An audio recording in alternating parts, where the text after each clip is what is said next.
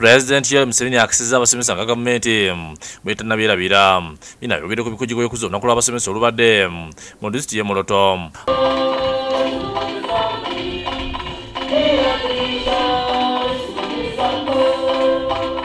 First of all, I congratulate the teachers on the Teachers' Day. Congratulations.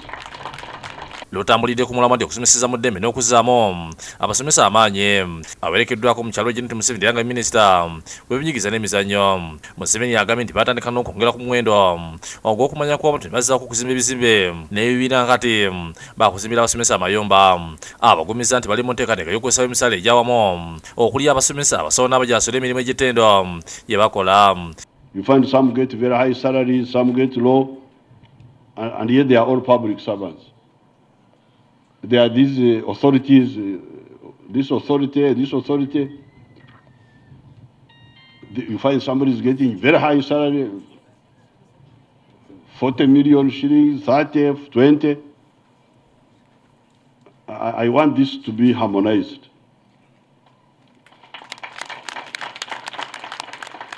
So in that harmonization, there will be a very good improvement, especially for the teachers and for the soldiers, because these are the two, and health workers.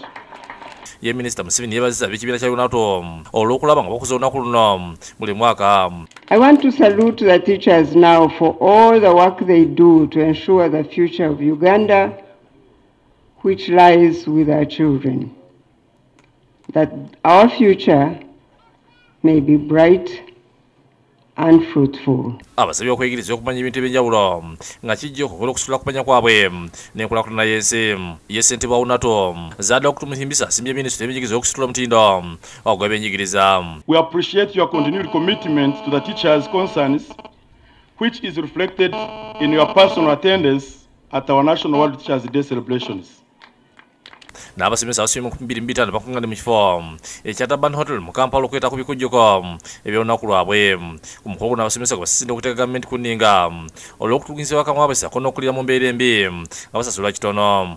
Abasomesa abamu bannaffe tebafuna contracts kye kiki mpa nti no ngenda kukola obudde bwe buti mu budde buno nja kuddamu renew contract yange naye bannaffe bakeera bukeezi ne bakuwa omulimu mu private sector nokola enkya n'agamba omulimu gw'okoze ki guweddewo tambula ogende. No, we want to avoid that. Abasomesa naddala abakyala bagamba nti bafuna okusomozebwa okuva eri bakama baabwe n'abakulu b'amasomero okubasabanga akaboozi ak'ekikulu okubawa emirimu. Abasomesa baffe especially abakyala bagenda kuweebwa omulimu ng'ababawa omulimu basooka kubakozesa nga ye condition ffe nga yini otugamba nedda kyo kikyamu. Basabye ne gavumenti okwasizaawo ebifo babeera bayonseza abaana baabwe. Nandisabye singa gavumenti nga bwe palamenti bwe yabakolera n'ebawako kanasale singa naffe ne tutera small rooms bwa nasale abakyala abayonsa ne bajja n'abaana baabwe. Anatwala ebyenjigiriza mu kesi Juliet Namuddo atendezza omulimu okuleba abasomesa n'agamba nti kesi yakubakwatizaako okutumbula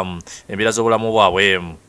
Abasomesa baffe bano bakola emirimu mingi emirungi, balabirira abaana baffe, babaagala, babasomesa, babaguza. William Buyondo yakusakidde Bukedde TV.